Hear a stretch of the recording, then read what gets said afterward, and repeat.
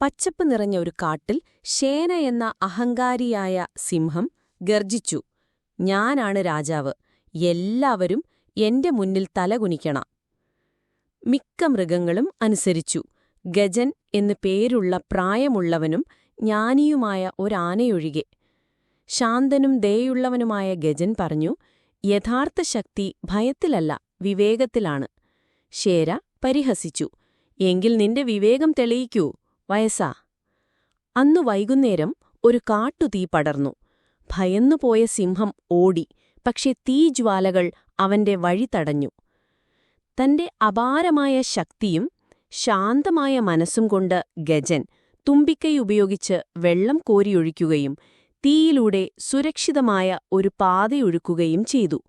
വിറച്ചുകൊണ്ട് നന്ദി നിറഞ്ഞവനായ ശേര ഗജന്റെ മുന്നിൽ തലകുനിച്ചു.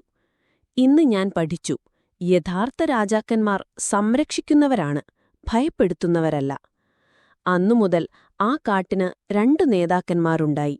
ശക്തിയും വിവേകവും തോളോട് തോൾ ചേർന്ന്. സാരോപദേശം: വിവേകവും ദയയും ശക്തിയെപ്പോലെ തന്നെ ശക്തമാണ്.